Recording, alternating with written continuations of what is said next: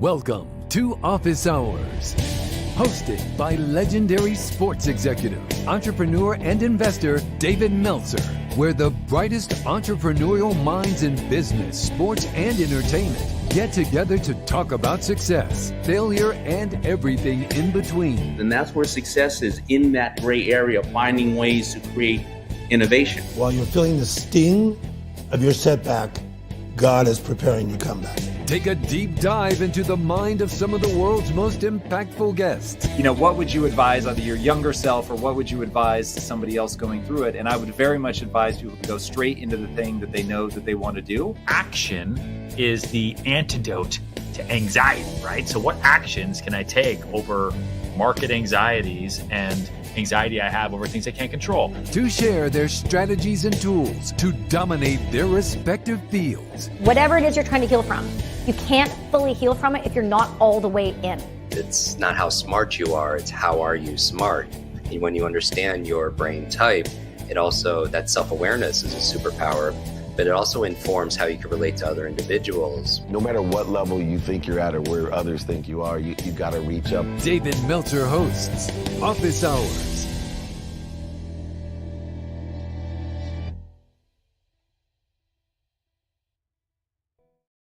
Kind words, I do not take them lightly. I take it all to heart. So I appreciate you guys. It's no better way to kick off the morning than with something like that. You guys made my day. So thank you so much. And just so you know, Nick was crying. I saw him on the green room. You guys made him tear up. So thank you so much for touching his heart. I saw that too. Sponsored by Kleenex. Sponsored by Kleenex. Oh, man, I love you guys. And but even furthermore, we are here, of course, in the best room in community and clubhouse for another Power Hour and Friday training with the one and only David Meltzer.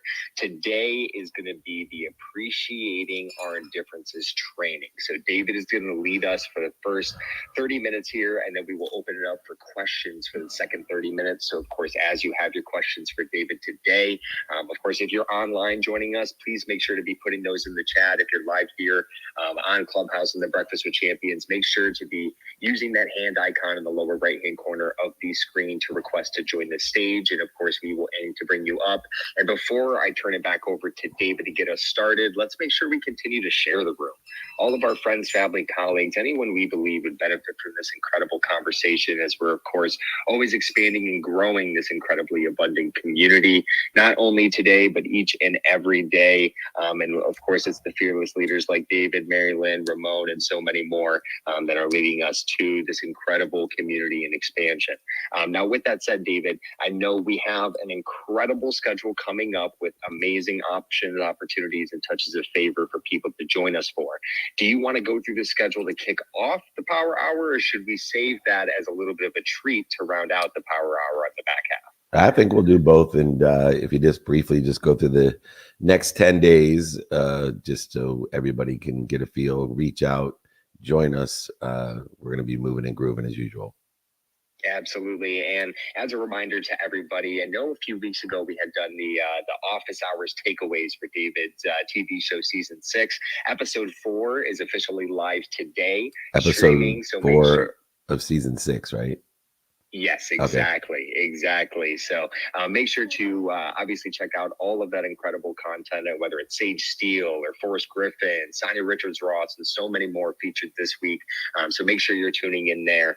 As we look at the schedule for the next 10 days, this upcoming Monday on the 26th and 27th of August in Orange County, we're going to be filming season 6 of David's 2-Minute Drill Apple TV show, of course, with an incredible over-the-top VIP dinner on Monday night, the 26th. And then, of course, we'll be in Orange County, California.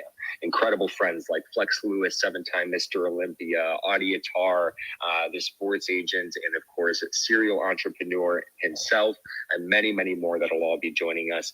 Please make sure to reach out to us directly.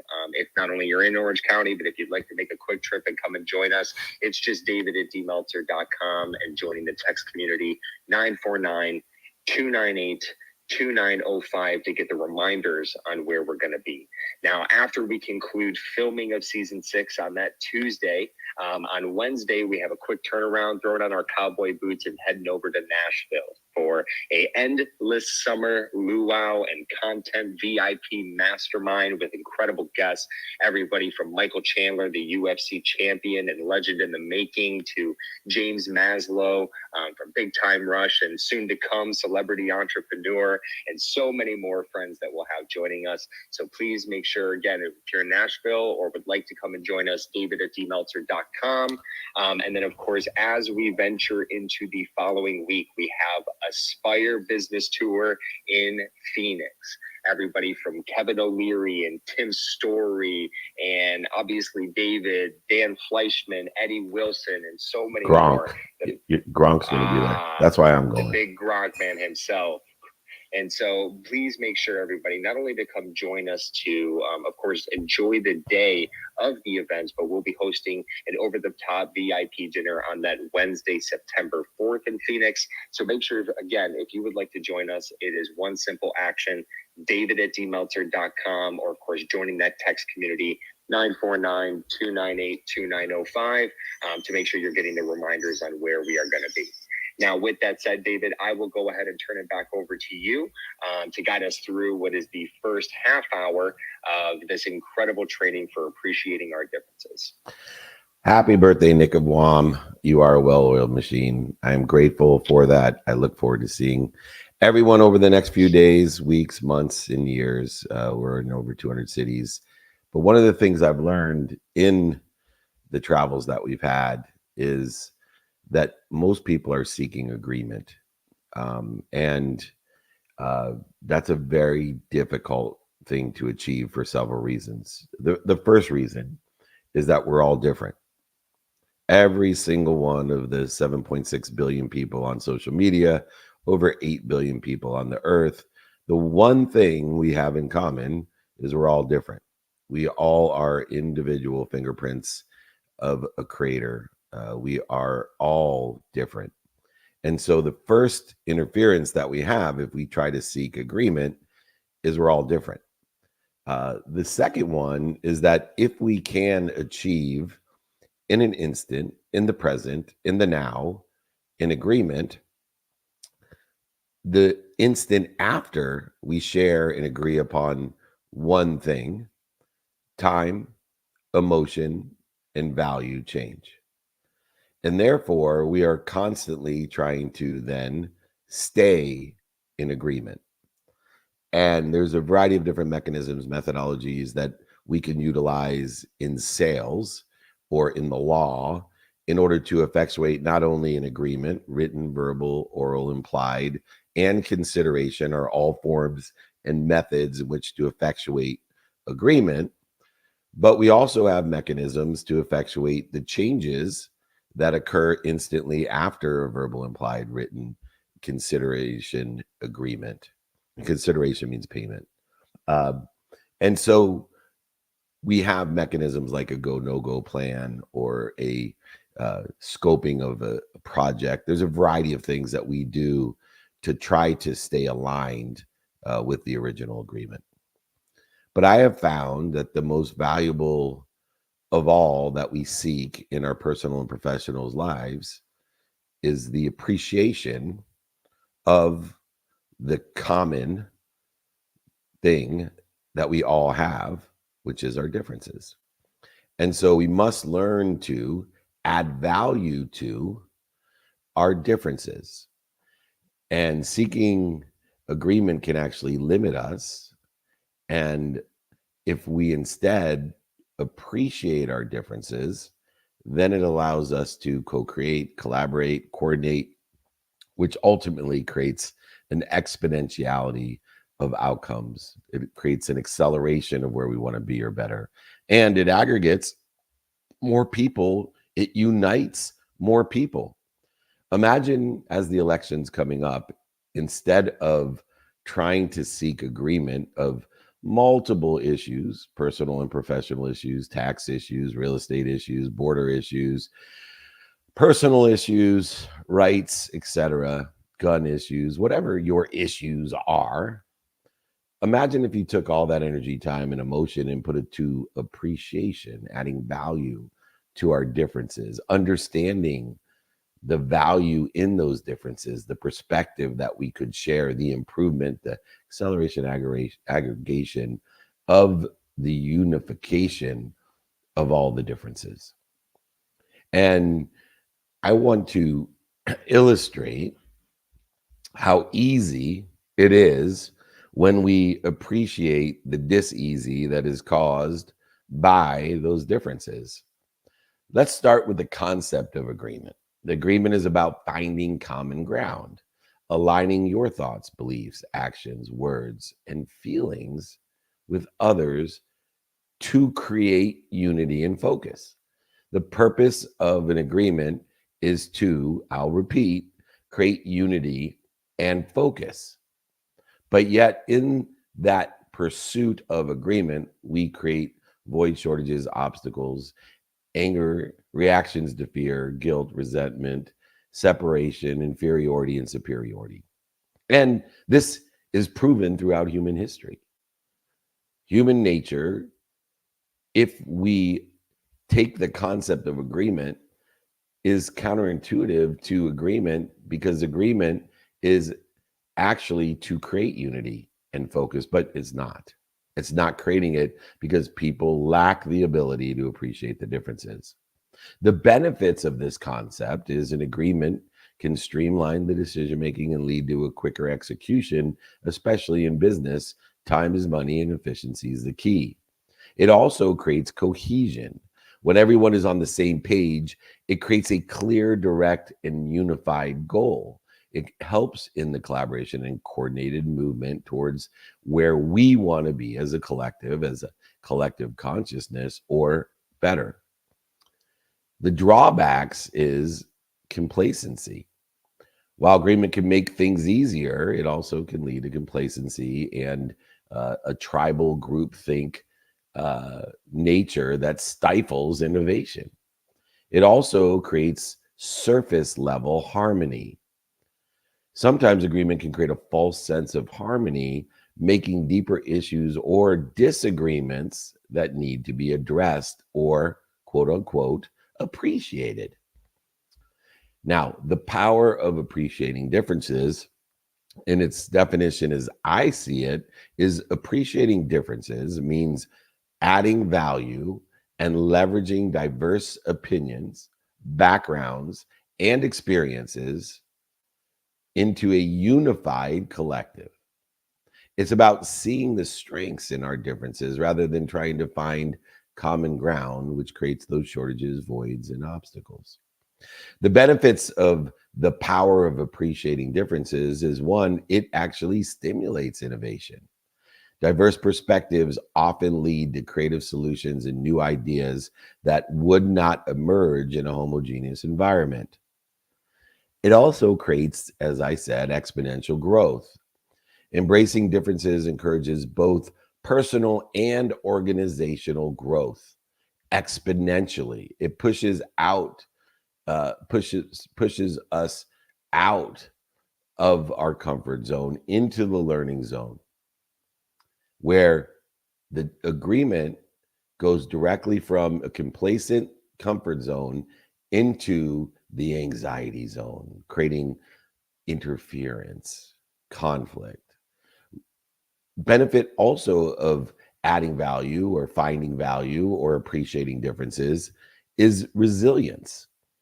A team that values diversity is more adaptable and robust, capable of handling challenges with multiple perspectives and skill sets and knowledge of who and what in order to create the acceleration aggregation, and the outcomes are compounded exponentially to where we as a collective, personal, family, business, will be or can become. The challenges, though, as we see them today in trying to get people to appreciate the differences, is that conflict itself, appreciating differences, doesn't mean there won't be conflict. In fact, it requires strong conflict resolution skills. In order to go past or be above the conflict, and in the context of appreciating our differences, we have to have strong conflict resolution skills in order to dissipate, dissolve, and hopefully allow our reaction to the fear that is caused by the conflict of the differences that we are trying to appreciate. In order to dissipate those, we have to minimize the reaction to that fear that's caused by people not agreeing with us or being different from us, which is everybody. Another challenge of appreciating differences is complexity. We see this in the political realm today. There's more perspectives which complicate the decision-making processes, and we lose track that the results are what we're striving for and what are worth it. It's hyper complex.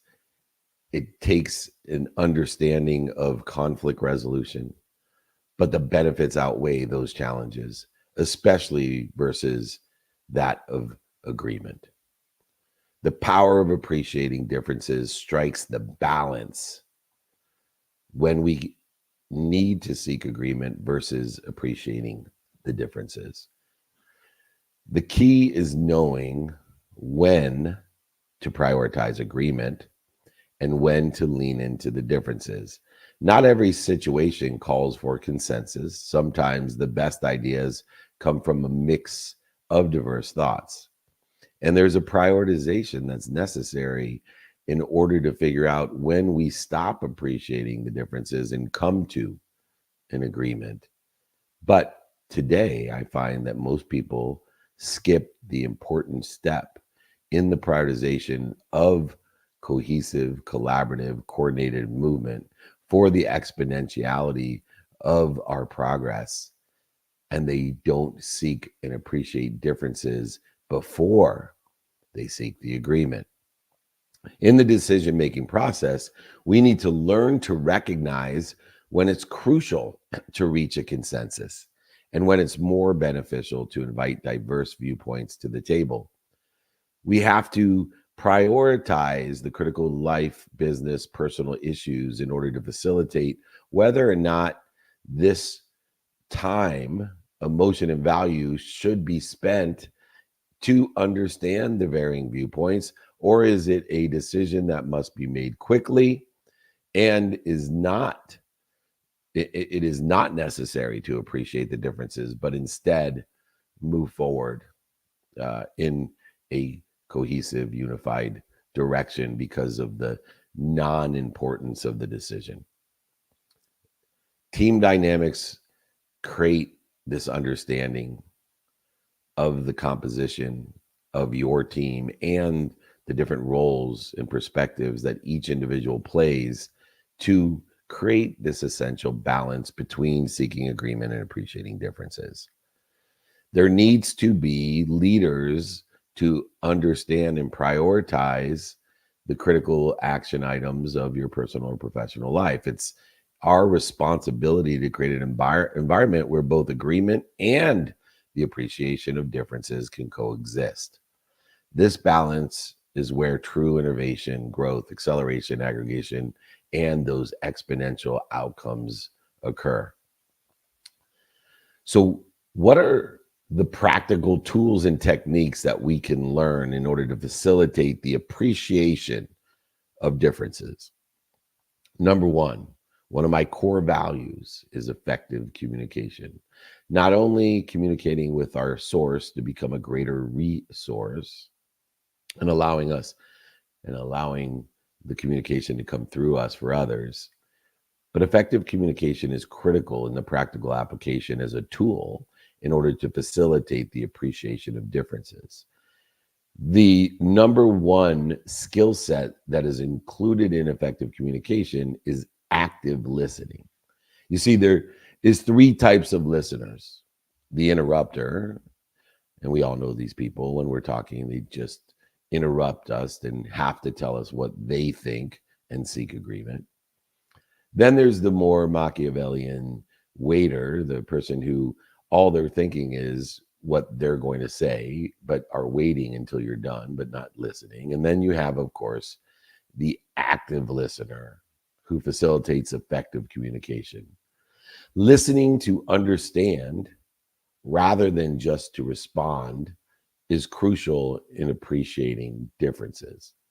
I have one of my employees, he's great at telling me, "You're not listening to me." No.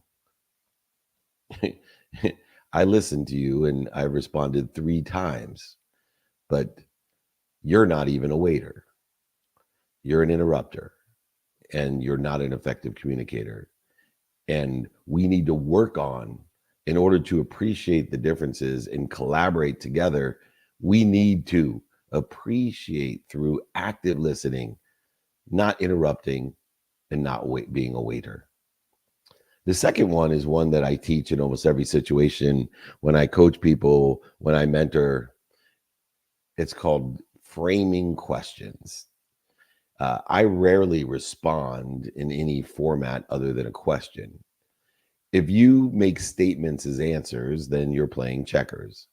If you can formulate questions, frame questions, and ask questions that open the door for dialogue, for learning, for appreciation of differences, rather than simply seeking agreement, or as also defined, seeking validation. See, when you seek an agreement, it's a form of seeking validation. When you live as a ferocious Buddha and surrender to the outcomes and look for collaboration, coordination, and an exponentiality of outcomes, you stop seeking agreement and validation, but information through active listening and active questions and suggestions. The second skills that are in practical application of appreciating the differences to utilize tools and techniques in order to facilitate this collaboration, acceleration, aggregation, and allow you to experience the compounding of outcomes exponentially is facilitation skills. To mediate is to appreciate. It's important to balance differing views to reach outcomes that everyone can support.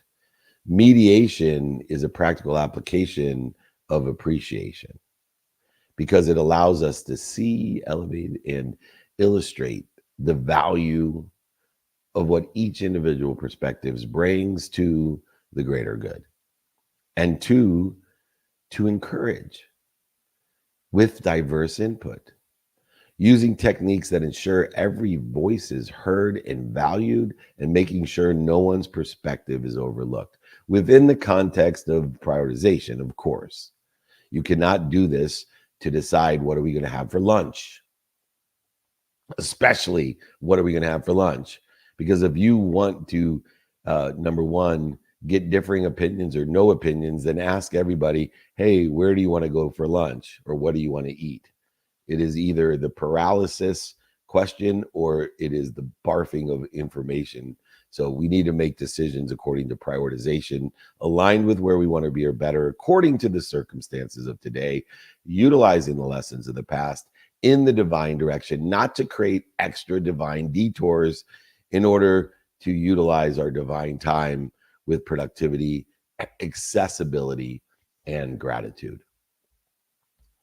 These are important. Now, understanding how value is derived will tell us how to use these techniques and the tools and the skills that are necessary in order to prioritize agreements that are necessary, and more importantly, how much time, effort, emotion, and value do we put towards the appreciation of these differences.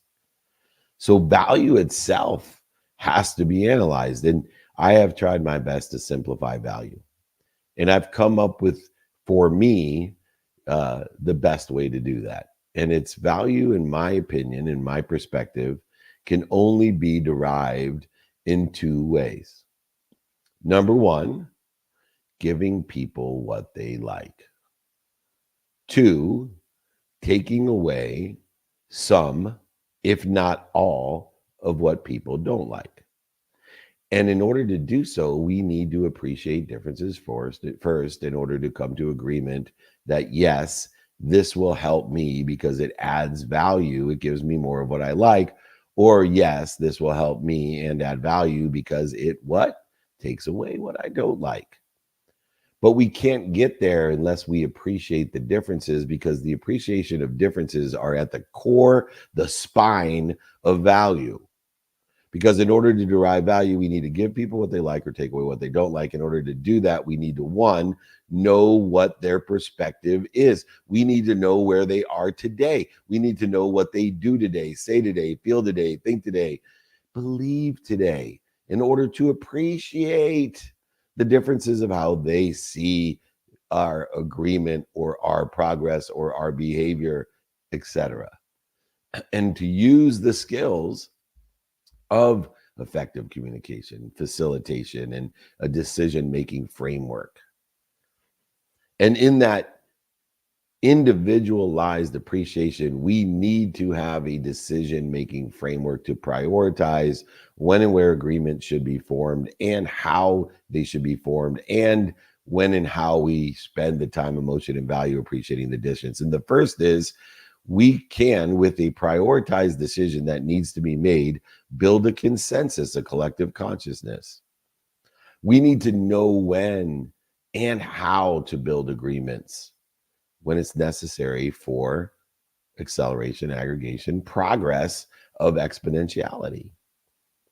So the decision-making framework as a practical tool and technique to facilitate appreciating differences, along with the effective communication and the facilitation skills. And then finally, we need to have an inclusive decision-making process for the prioritized decisions, not for the non-prioritized, not for the non-negotiables, but for the prioritized decision. We need to have an inclusive decision-making process that ensures that the appreciation of differences, the diverse perspectives, are not just heard, but actively informed in the decision being made. These tools will help facilitate the prioritization of agreement and making sure in its coordinated collaborative movement that it prioritizes in the aspect of timing and risk tolerance, the time, value, and emotion that is spent and changing at all times, even in the decision-making process, is utilized in order to facilitate the definition of agreement, which is finding common ground, aligning what you do, say, think, feel, and believe with others to create unity and focus. Imagine if we can do this November 5th, if we can appreciate the differences and come to an agreement in order to create unity and focus for the billions of people around the world, in order to effectuate the behaviors, to effectuate the progress, to create the acceleration, aggregation, and compounding of outcomes exponentially to the good. not to accelerate in the wrong direction, to create more void, shortages, and obstacles. We need to prioritize this. We need to prioritize the conversations of how to appreciate our differences. We need to have balance. The most important takeaway is the need to balance agreement with the appreciation of differences and know how and what agreements are prioritized and which are not. This balance is where real growth and innovation will happen, where unity and clarity and balance and focus will foster a greater good. Secondly, we need to utilize the correct mindset, a mindset of aggregation, acceleration, and compounding exponentially of growth, of outcomes. We need to embrace the balance and the prioritization in order to foster a culture of continuous growth, collaboration, coordination, innovations, and, as you know, most importantly, resilience, the sister of commitment to consistent progress. I encourage everyone here to reflect on your own personal and professional practices. Identify areas and prioritize where you can better appreciate differences while maintaining alignment with your community, your family, your teams, your businesses. Let's all live to understand agreement. The purpose, for the sake of what? To create unity and focus, to create efficiency and cohesion, to reduce complacency and surface level harmony, to stop the void, shortages, and obstacles, to shorten the distance of resistance through the wisdom and the faith of appreciation, the ability to add value to others. Notating that value is only derived by giving them more of what they like and taking away what they don't like, but you can't do so if you are not an active listener, if you don't understand what they like and don't like, and then you can have impact together, the exponentiality of unity. Strike a balance when to seek agreement and appreciation by prioritizing the decision-making and team dynamics and take that leadership role.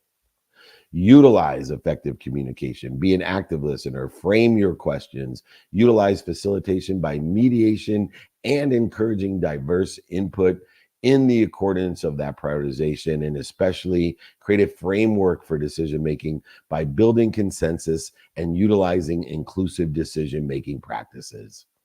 And you will have balance. You will have acceleration, aggregation, and compounding of what you want or better in your life. Take those actionable steps. I promise you, if we all prioritize the appreciation of differences in order to become one, in order to achieve agreement, notating time, value, and emotion will change. We can stay aligned after a verbal, written, implied, considerated agreement is formed. We will continue to appreciate one another, to add value to one another, our families, our friends, our community, our businesses, our cities, our states, and our country, and even the world. This has been the Appreciation of Differences training on a road to revenue, on a road to make more money, help more people, and have more fun. If anyone would like the exercises and guides in this agreement versus appreciation of differences training, please email me. It's free. I'll throw in my book. I'll even send that to you, pay for the book and shipping. David@dmeltzer.com. Get your agreement versus appreciation of differences training guide and exercises. I'd love to give you that. If it's free, it's me. And we will hand it over to my favorite part to figure out what everyone is listening for. We got the amazing Nick of Wam, the birthday boy, 24 years old and running.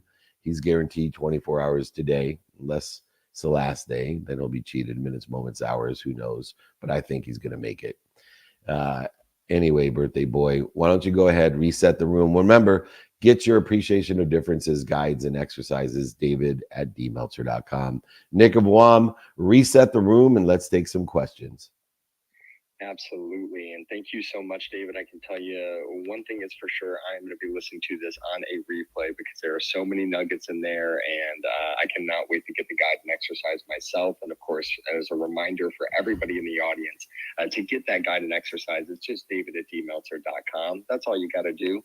Takes half a second, and I promise you it's free. david@dmeltzer.com. And we just passed the halfway mark, so we are officially into the third quarter here of the Appreciating Our Differences training. And now it is time to open it up to Q&A. So, of course, as we continue to share the room, if you have a question for David today, make sure that you use the hand icon in the lower right-hand corner of your screen to request to join the stage, and we will bring you up. But with that said, David, we have so many friends that are patiently waiting, ready to rock and roll. I'm going to start it off by passing it over to the one and only Chef Ron. Ron, it's always great to see you here. Happy Friday. I know it's been a few weeks since you've been up here on stage, so I want to make sure to pass it over to you first and foremost. Feel free to unmute yourself and ask away. Thank you, Nick, and happy birthday to you. I just want to say the last year that I've been involved with you and Dave, that you were such a fresh, a breath of fresh air, for your age group and everything. You just kick ass, Nick. I can't wait to see your future. So happy birthday to you. And Dave, this kind of spins off what you're talking about, what you're talking about yesterday. I was on when you were interviewing Hugo and the talking about the compassionate capitalism part, and this journey that I'm on now with Maurizio and Kevin and now Hugo and Mike Moosberger. It's amazing. We're all so different.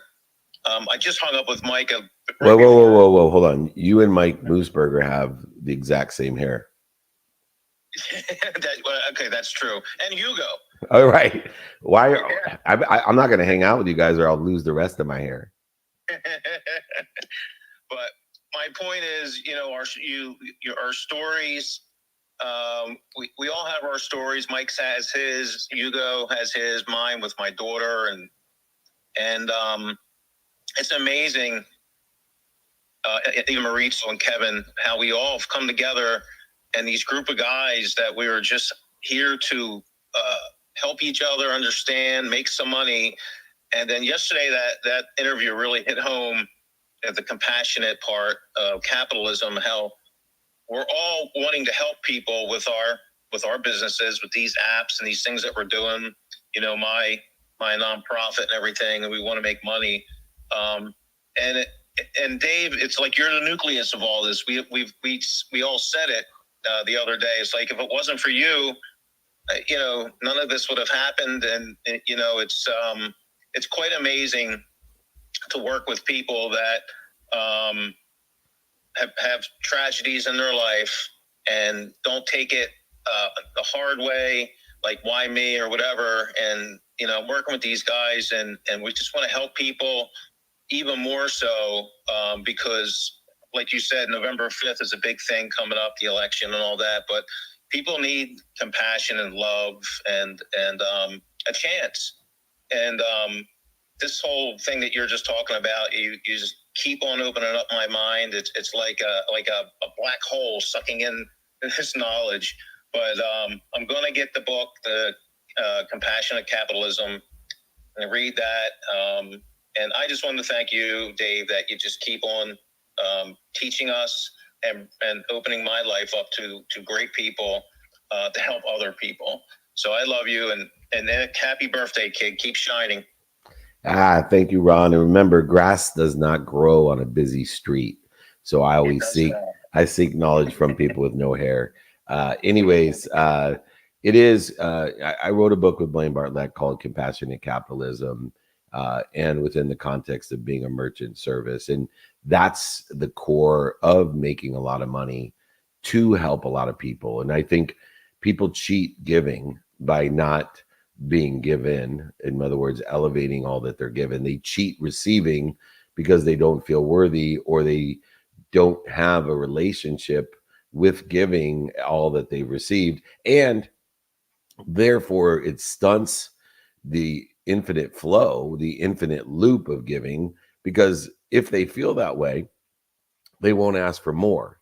And they're cheating people the feeling of being able to help, to give, and they are cutting off or interfering with the infinite loop of abundance. If you want to prove to everyone there's more than enough of everything for everyone, if you want to prove to everyone your faith, that you believe in something bigger than you, an omniscient, all-powerful, all-knowing, infinite, abundant, unified system, to become a resource of that, if you want to prove it, you got to ask. You got to pray every single day, whether you call it manifestation, religion, philosophies, or theories. It doesn't matter to me. Put a label on it, just like a shampoo. It does not matter. What you need to do is live in the infinite loop of abundance. You need to understand the adding of value and not the interference of value. So appreciate those differences. And yes, we have a very diverse community. It's a community of millions of people now who want to help each other, know people that can help each other, and to consider any way that I can be a catalyst or a participant. I am here to be of service, of value, the best that I can be, according to the same 24 hours a day that you all have been given and our birthday boy has been given every single day, except for the last day. Will be cheated. I promise you. Only one day in your life will you be cheated. Either seconds, minutes, hours. It won't matter, but all of us have been blessed. So let's use it with the best intentions to do, say, think, feel, and believe, to appreciate our differences, collaborate, coordinate, and accelerate in the right trajectory. All right, Nick of WOM, the birthday WOM, well-oiled machine. Everybody should learn how to be, to utilize in a productive, accessible, and efficient manner. Wommer, who's up next? Absolutely. And Chef Ron, I thank you so much for the very, very kind words and appreciation that you were able to share this morning. I really do. And I can't wait to see you sometime soon. But with that said, let's go ahead and pass it over to the one and only Robin. Robin, it's great to see you once again. Absolutely love that profile picture. The smile just brightens up this room. Feel free to go ahead and unmute yourself and go ahead and ask your question. Thanks, Nick, and happy birthday to you. Good morning, everyone, and good morning, David. Good morning. My question today is, what happens when you and a colleague are discussing an issue at work, and even though you agree and are on this, getting to be on the same page, the language is different, so you're still not quite seeing eye to eye? And how can we drop this type of barrier so we don't talk in circles? Questions. So that's the facilitation of techniques and skills necessary that are listed in the exercise in the guide of utilizing questions in order to play chess instead of checkers. So when we are not using stable data, we cannot have an agreement, or we can't have appreciation. And so the continual use of open-ended questions of, hey, explain that to me. What does that mean? I can't tell you how many people, first of all, in order for people to learn and appreciate, it takes, we have to be annoying, right? One, we have to be truthful. And two, we have to be repetitive is everything. And so there's nothing more annoying than a person that tells you the truth and is repetitive. And so we have to be willing in that situation, hopefully, to lessen the annoyance by utilizing a more obsequious methodology in order to facilitate an understanding or an alignment by asking questions. So I always start with open-ended questions and then lead to more closed-ended questions to guide people to an aligned position of the appreciation of differences. So when I can't, and this happens all the time in your most intimate relationships and in business, I ask questions. I don't understand. Explain that to me. Because sometimes it's not what they say, it's what we hear. Not even sometimes, a lot of the time. And so, like I said, in the process of prioritization, if the conversation and the issue is worth it, of taking the time, emotion, and value, then I'm going to go ahead and explore through questioning how I can get aligned with stable data and then prioritize the appreciation itself in the context of whatever agreement it is that I seek through the appreciation of those differences. And so questions, open-ended questions allow you to understand and gather stable data. Close-ended questions allow you get to, would it help you if, and do you know anyone that can help me? Which are two of the transition statements that prove alignment and allow us to unify and focus our collaboration together, our coordination together, our innovation together in a trajectory, a progress, a behavior that's aligned with wisdom and faith of where we want to be or better. So I especially email me, david@dmeltzer.com. I have that in the guide, and I think it'll really be helpful for everyone to understand how important stable data is and how we facilitate stable data through questioning and the framework of the questions that we ask and not the statements that we make. Does that sound fair? Yeah, that actually landed immediately once you said more open-ended questions and not playing that checkmate statement. That actually landed. Thank you. Yeah. Thank you. Yeah, and I'm going to continue to annoy everyone here, by the way, every single Friday. I hope you tell everyone David Meltzer is the most annoying speaker, inspirational speaker, whatever you think I am, Dick. But at least if someone says I'm annoying, I'm doing my job by telling the truth the best that I can and repetitive. I want to be the most consistent, committed, repetitive person because that's how people learn. Anyway, Nick, I know I annoy you all the time, so go ahead. It's a blessing more than anything, and we are just entering what is the fourth quarter. So everybody go ahead and put those fours up in the air. And as we continue with this Q&A, I'm going to go ahead and pass it over to the one and only Colleen. And then we have Jimmy patiently waiting in the wings for the question after her. So Colleen, feel free to unmute yourself and ask away. Happy Friday. Good morning. Happy Friday. Thank you, Nick. I hope you had a wonderful birthday. My question is about the energy between separation and connection. Why, when separation has such a low energy and doesn't fulfill us, and connection has such a high energy and usually fulfills us, makes us feel more connected, is it so much easier to just be separate? So I don't want to be annoying to everyone, but there is no separation. There's just interference. So the separation that we feel, the inferiority or superiority that we feel, is just a aggregation or accumulation of more interference. You see, we're part of an abundant, infinite, unified system of thought, of intention, of what we do, say, think, feel, and believe. And so if you feel separate, if you feel inferior or superior, then you're just accelerating in the wrong direction. You're actually diminishing the omniscient, all-powerful source that you're part of, and you're diminishing yourself as a resource. And so if you feel comfort in being separate, I think you need to look at how you're defining separate, because separate in the context in which I teach is the interference between you and that omniscient, all-powerful source, infinite, unified system that we all belong to, that is so powerful that you have enough energy in your pinky to light up Manhattan. But if you feel as if your comfort zone is by yourself, that is not separate. That to me is a different issue.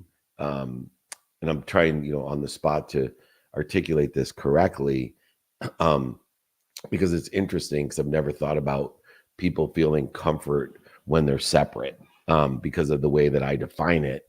So, you know what, I'm gonna actually utilize what I teach. What do you mean by separate? I think people, have an easier time, or I guess it's more like default mode, right? I think of being separate, not putting the energy into finding the connections that may lead you to fulfillment, enlightenment. So they do the easier thing by opting out and just, maintaining a lower energy in life. Yeah, I think what you're trying to, the way that I frame this, and this is a good example of just the person before, of how we ask questions so we get stable data. Because for me, separate is the interference between. So in the context of people feeling comfortable not trying to dissipate or dissolve the interference between them and another, or them and a group of people, or them and a political party, religious party, theoretical party, philosophical party, is that people don't like change or conflict. They don't like the fact that interference exists. So what happens is, if they stay in their comfort zone and ignore or don't utilize their free will to dissipate, dissolve the interference between them and another, then their comfort zone shrinks and shrinks and sinks. And the danger of that is you may not be able to get out of bed someday because your comfort zone becomes so small.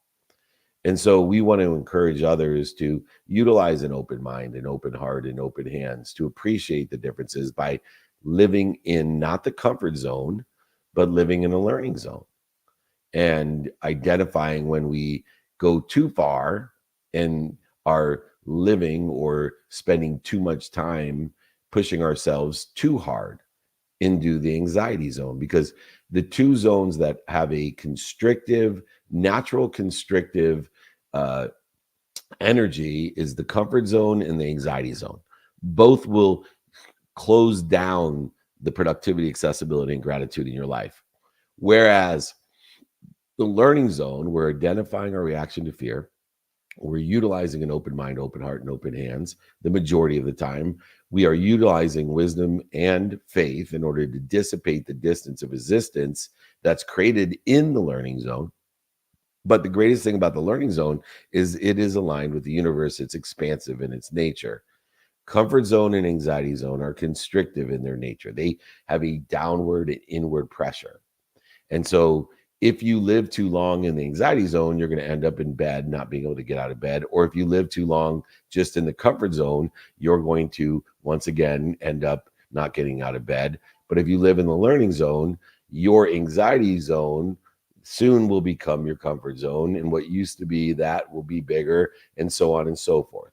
And so if you see what you're saying as three concentric circles, and not necessarily as what I would define as separation, I think yours is more, why do people want to stay in the comfort zone?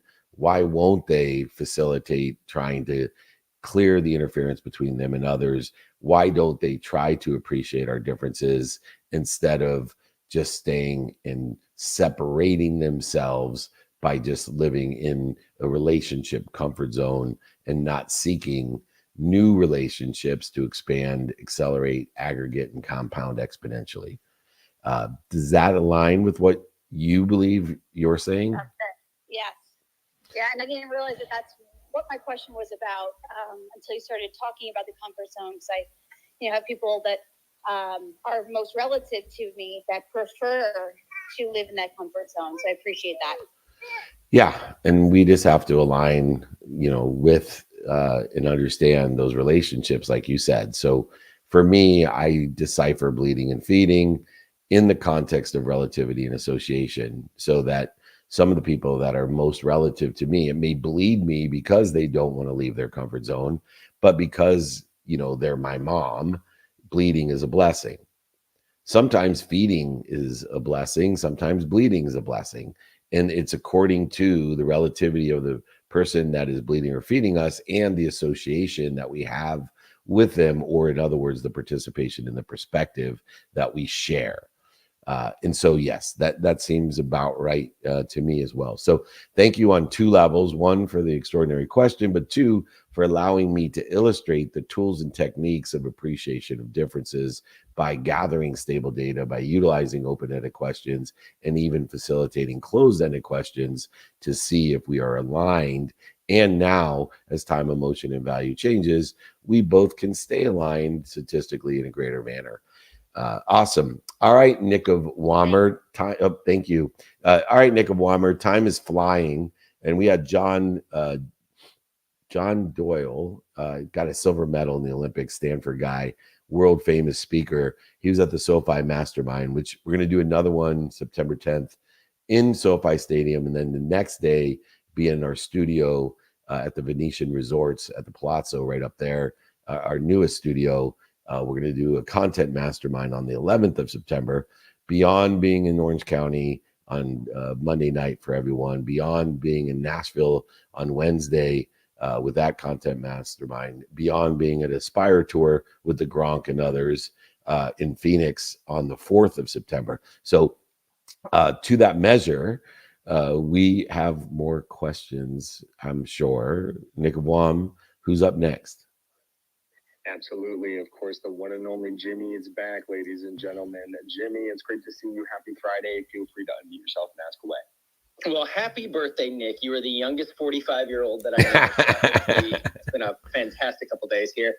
Hey, Dave. So as far as being the most annoying and repetitive person, my favorite annoying and repetitive person, it's crazy because I probably have heard you say this before. There's something you said this morning that I just circled 3 times and it hit me a different way. And it was when you were talking about value, and it was the second one. It was talking about taking away some, if not all, of what people don't like. And the question I wrote below that I'd never really asked myself before is, what pain can I take away with my skill set?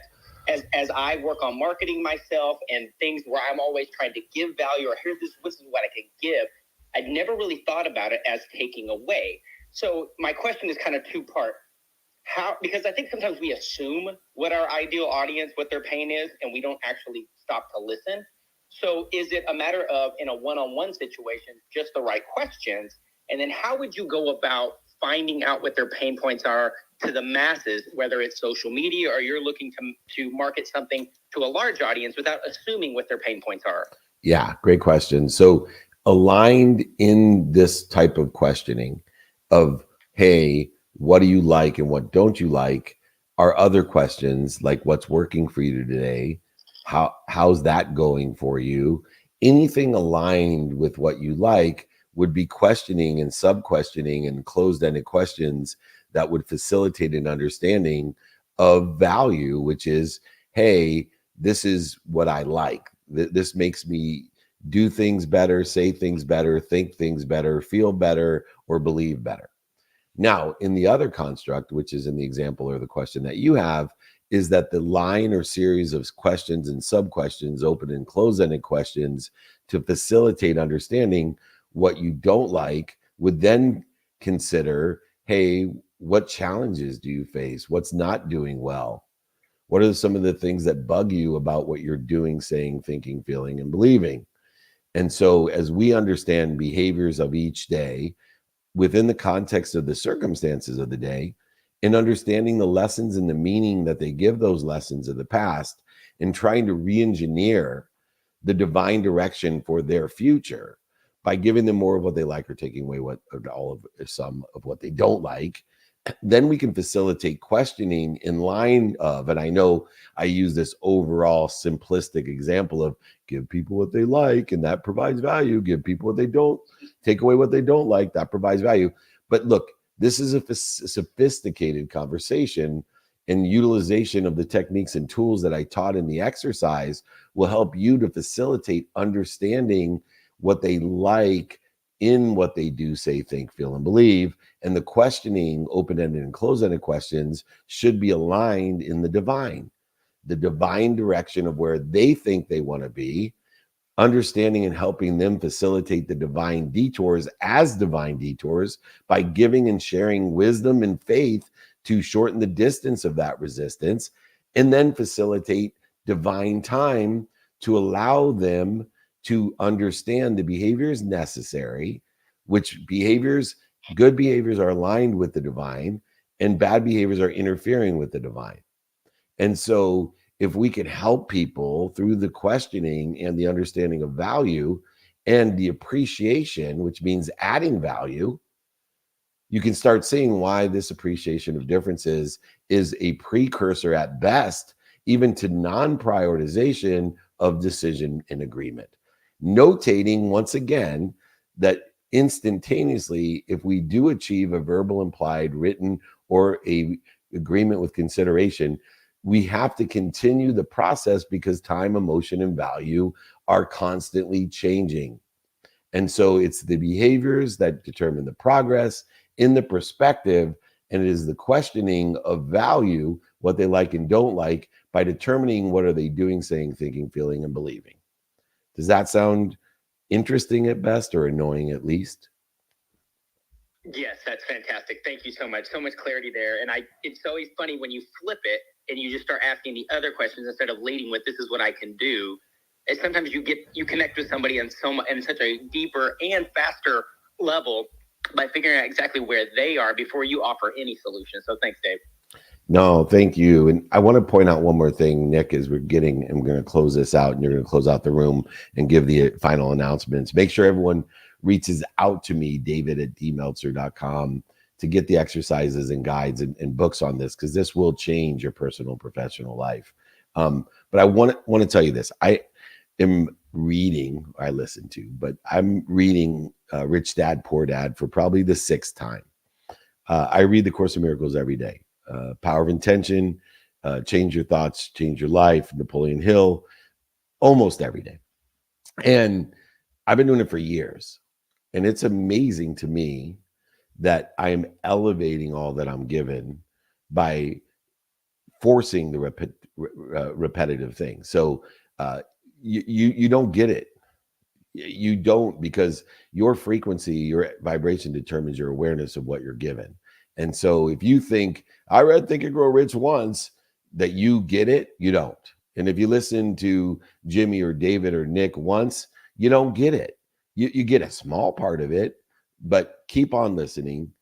Find the most annoying people who are committed to being the most repetitive and consistent, and you will realize all that you're given.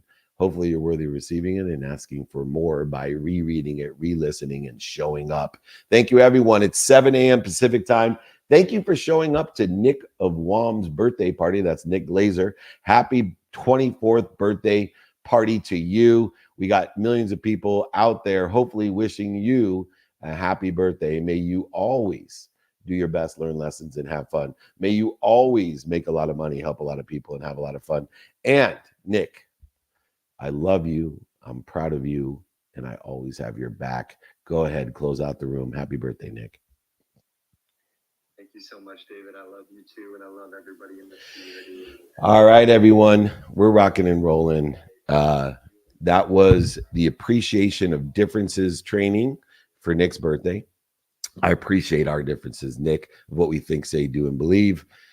We have a common collective consciousness, a divine direction that we're on in our team. I want to thank them, Gigi and Mike, as well, always showing up. I appreciate both of you. Appreciate my family and friends, but reach out to me. This is a really good exercise and a really good guide. David@dmeltzer.com. Show up in person. I guarantee I'm a profit center if you show up in person, on the phone, our group, one-on-one wait list, whatever it is. If you show up, I guarantee profit. Can you see any reason you won't want to show up? We're going to be in Orange County on Monday night. We're going to be in Nashville on Wednesday. We're going to be in Phoenix on the 4th and the 5th with guys like Gronk and Tim Story, Dan Fleischman, Eddie Wilson, Andrew Cardell, Mr. Wonderful. There's so many of us. Those are our next 3 stops. If you can't keep up with us, then do what I do. Get into our text community, 949-298-2905. We'll be alerted where we're going to be. Don't miss it. Free Friday trainings, group, one-on-one wait list, dinners, meeting court, happy hours, holding court, meetups, speeches, coaching, whatever it is. David@dmeltzer.com. But start with the exercise and guide and my book. It's free. I'll pay for the book, pay for shipping. David@dmeltzer.com. Most importantly, everyone, it's Friday. So let's all be more interested than interesting. Let's be kind to our future selves and do good deeds. We'll see you soon. Thank you, everyone. God bless you.